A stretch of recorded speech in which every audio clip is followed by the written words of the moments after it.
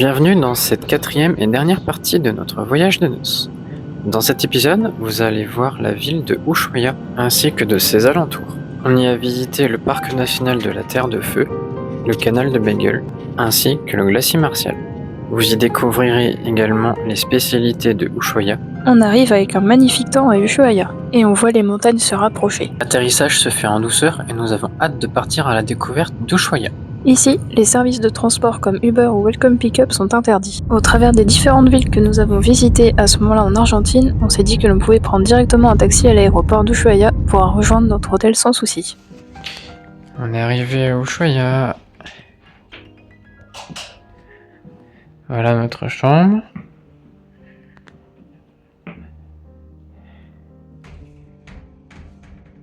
Et ici, c'est la salle de bain. Le logement est assez spacieux. La baignoire était équipée d'un bain à remous. C'était parfait pour se détendre après une longue journée. Puis des petites collations payantes. Je pense que c'est pareil dans le frigo.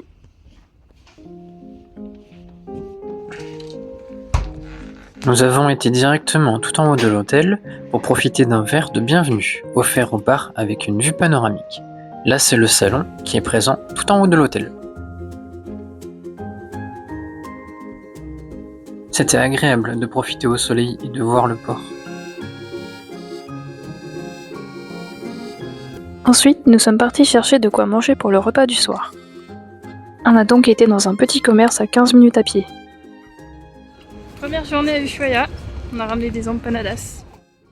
Alors, on a pris des empanadas au bacon, roquefort, fromage et oignon, épinards, poulet, et jambon et fromage. Le lendemain matin, lorsque l'on s'est réveillé, il neigeait.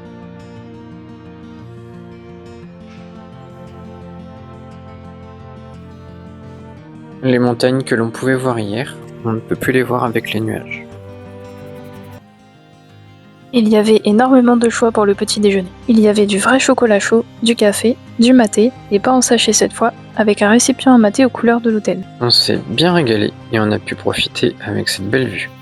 Boire du maté nous avait un peu manqué aussi. En arrivant sur le port, le temps s'était couvert. Ici, le temps change très vite. Une des premières choses que l'on voulait faire en arrivant à Ushuaia, c'était faire un tour de bateau. On s'était renseigné à l'avance et on avait vu l'agence Paludine. On s'est donc dirigé vers celle-ci. On s'était renseigné à l'avance sur les prix, et les prix nous paraissaient convenables. Nous nous dirigeons donc vers le bateau. Avec l'agence Paludine, ce sont des petites embarcations, avec 10 personnes maxi. Le hasard a fait que dans cette embarcation, il y avait 5 Français, dont nous. Il y avait aussi avec nous un guide et un conducteur du bateau, qui parlait également un petit peu français. Et c'est parti pour 2h30 de navigation. Le guide nous montrait sur une carte où nous allions aller et ce que nous allions voir. Au programme, lion de mer, éléphant de mer, ainsi que cormoran. Le bateau allait très vite et il fallait bien se tenir. Et nous voilà arrivés au milieu du canal de Beagle, au niveau du phare des éclaireurs. Il a été construit en 1920 et il sert à prévenir des dangers de la navigation dans l'archipel. Sur ces archipels, on a pu voir de nombreuses espèces, dont des cormorans, des éléphants de mer, ainsi que des lions de mer.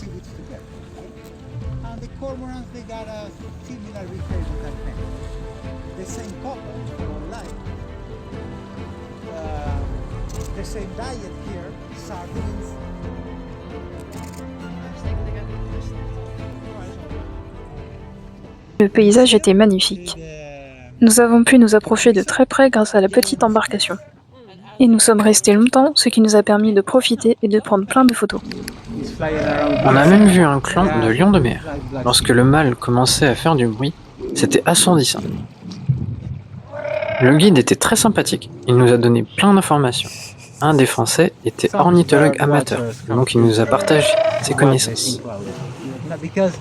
Au premier abord, on pensait que les trucs blancs étaient de la neige, mais en fait non, c'est de la fiente. À l'heure où nous étions arrivés, les cormorans pêchaient les algues pour former leur nid. On s'est arrêté sur une petite île pour admirer le paysage et voir un petit peu la flore. La vue du port avec les montagnes au loin était magnifique. Ces archipels-là il y a quelques centaines d'années, a été utilisé par les indigènes pour pouvoir avoir des pieds-à-terre. Les indigènes, lorsqu'ils venaient sur ces archipels, se nourrissaient des crustacés environnants. Et donc, lorsqu'ils utilisaient ces crustacés, ils les mettaient dans des fosses, et on a pu les retrouver. On commence à marcher un petit peu, et la végétation au sol nous rappelle la Patagonie. On y a pu voir des baies de Calafate, ainsi que de nombreuses autres espèces que l'on ne connaissait pas. Les gros tumulus que l'on peut voir où il y a de la mousse, on peut croire qu'il y a un rocher dessous, mais en fait non, il s'agit d'un unique organisme. Sur le chemin du retour, on retrouve des cormorans. Et il s'est mis à reneiger lorsque l'on est arrivé à l'hôtel. On vient de rentrer de la petite croisière en bateau, et voilà comment il neige maintenant. Sur le chemin du retour, on s'est arrêté prendre de quoi faire des panchos. Et le soir, on est allé manger une pizza. Ce restaurant est situé dans la rue San Martín, la rue commerçante de Ushuaia, là où se situe l'hôtel. L'hôtel est à notre gauche à même pas 5 minutes à pied.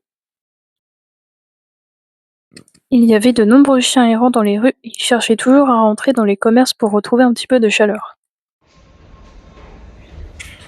Et voilà la pizza napolitaine, avec du jambon.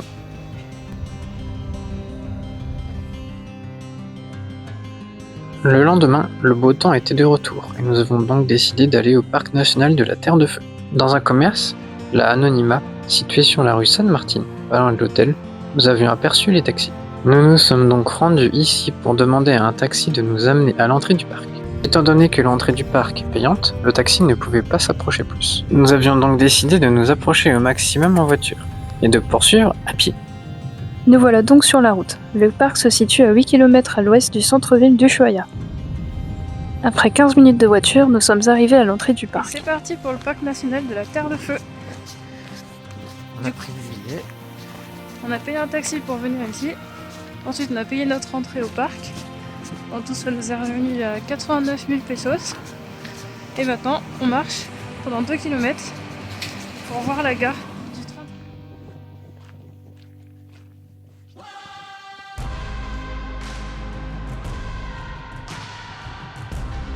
Et voici la gare du train du bout du monde. On a regardé le tracé du train, et comme nous avions vu les rails en arrivant, on s'est dit que l'on préférerait utiliser les sentiers pour visiter le parc. Au début, le sentier était plutôt bien indiqué. Mais avec la pluie et la neige des jours précédents, le sol était très glissant. Au bout de 40 minutes de marche, on est arrivé au lac Roca. C'est ici que de nombreux bus qui organisent des tours s'arrêtent.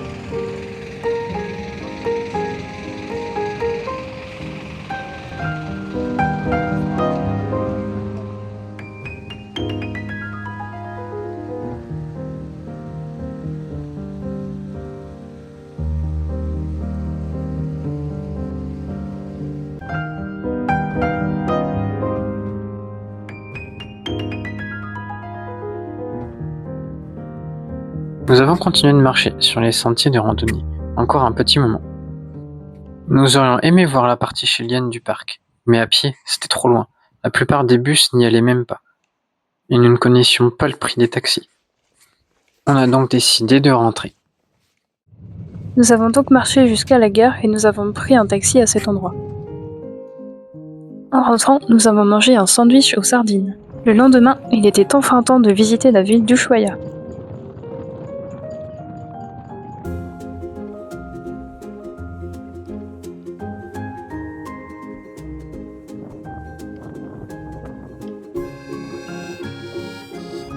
La ville a été fondée par les Occidentaux il y a environ 150 ans. Cette ville a été fondée afin d'envoyer les prisonniers à l'autre bout du monde, d'où le nom de la ville du bout du monde.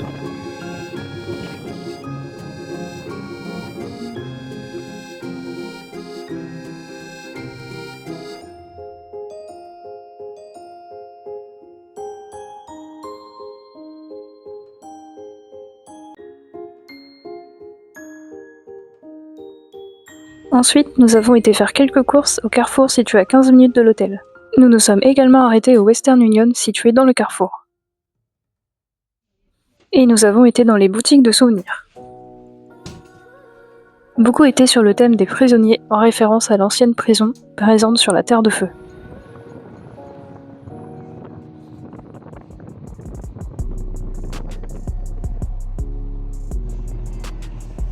La ville est bordée par des montagnes de environ 3000 mètres d'altitude, avec énormément de neige sur leur sommet. La ville est également une ville portuaire, là où on peut partir vers l'Antarctique. La ville d'Ushuaia possède un grand dénivelé positif. On retrouve donc de nombreux escaliers pour aller de haut en bas. La ville est juste à côté des montagnes. Il est donc facile de s'y rendre. Pour notre dernier jour à Ushuaia, nous avons choisi d'aller au glacier Martial. Nous nous sommes renseignés dans une agence de trekking pour connaître les différents glaciers que nous pouvions visiter.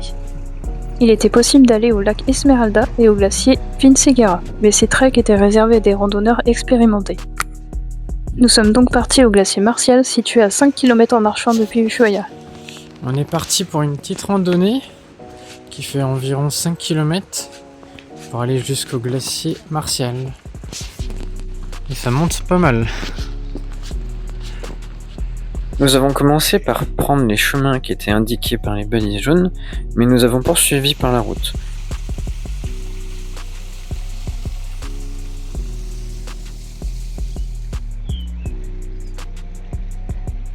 Bon, du coup, on a décidé de prendre la route, parce que les chemins sont pas très praticables ici.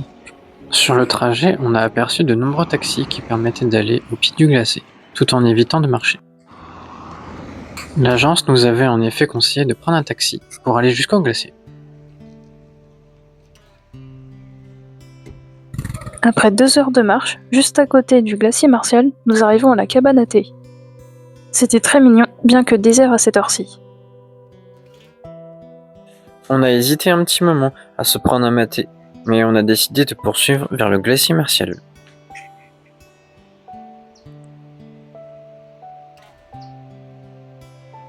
On est arrivé à la cabane à thé, et puis il nous reste à peu près 500 mètres pour arriver au glacier.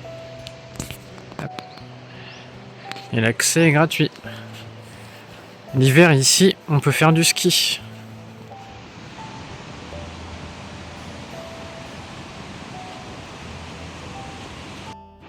Plus on montait, plus il faisait froid. On voyait également de plus en plus de neige.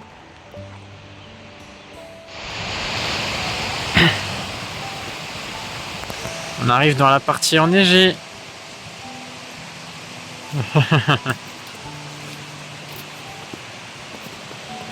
On est bientôt au glacier. Là, c'est la partie enneigée où on vient d'arriver. Sans doute la partie la plus compliquée. On est arrivé au glacier Martial.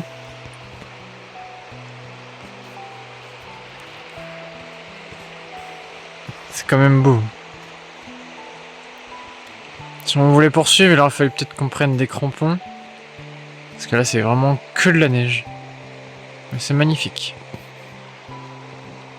On a la vue aussi sur Ushuaia. Tout au fond. Là-bas. Elle va tomber.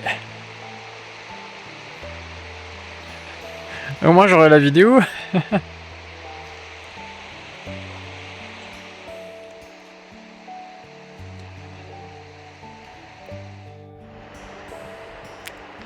Là en face c'est Ushuaia. La mer juste au milieu c'est le canal de Beagle. Et en face ça fait partie du Chili. Donc de l'autre côté il n'y a plus vraiment de villes plus au sud. C'est essentiellement des villages avec des autochtones. Pardon. Le lendemain, il ne faisait pas très beau. On en a donc profité pour faire une lessive. Ici, il suffit de donner son linge le matin et on le récupère propre et sec le soir pour environ 7 €.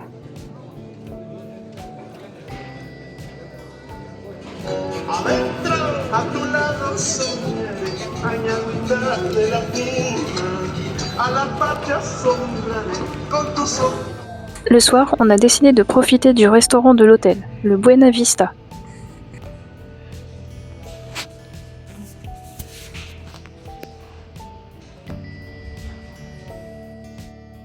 On a pris des gnocchis à la viande et un risotto aux fruits de mer. On a testé un vin Malbec et il était très bon. Et en dessert, nous avions pris une panna cotta au chocolat blanc et une crème brûlée. La panna cotta avait un goût particulier, mais était tout de même très bonne. La crème brûlée n'était pas caramélisée avec du sucre, mais il y avait du sirop de sucre par-dessus. C'était assez surprenant, mais pas mauvais pour autant. On a pu déguster ce magnifique repas avec une vue superbe sur la ville d'Ushuaïa. Pour les 2 derniers jours qu'il nous restait à Ushuaïa, on a décidé de profiter en visitant la ville. Le premier jour, on a commencé par longer toute la rive du bord de Ushuaïa. Malgré tout, on n'a pas trouvé de plage. La faune, comme la flore, en Argentine est très différente de celle d'Europe. Et on s'est arrêté pour manger une pizza à côté de l'hôtel. Quelques jours plus tôt, nous étions juste en face. En rentrant, nous avons goûté des chocolats au dulce de leche. C'était très bon, mais très sucré.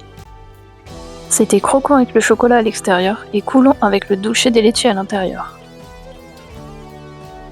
Le lendemain, nous avons cherché un restaurant typique où nous pouvions goûter de l'araignée de mer.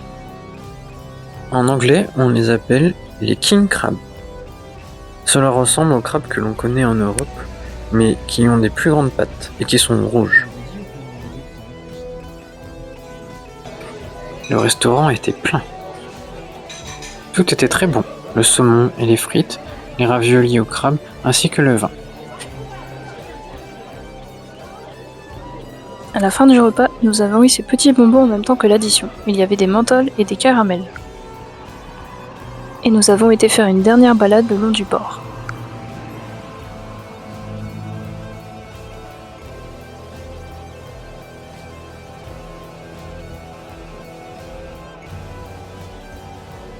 Le soir, nous nous sommes arrêtés manger des panchos. Ils étaient servis avec plein de sauces au choix, mayonnaise, ketchup, moutarde et un mélange de ketchup et mayonnaise. Et enfin, le lendemain, nous avons pris un taxi pour aller jusqu'à l'aéroport. Nous l'avons réservé sur l'application Remis. L'aéroport d'Ushuaïa était constitué de bois, c'était vraiment beau. C'est parti pour un vol de 3h30 direction Buenos Aires pour clore ce magnifique voyage.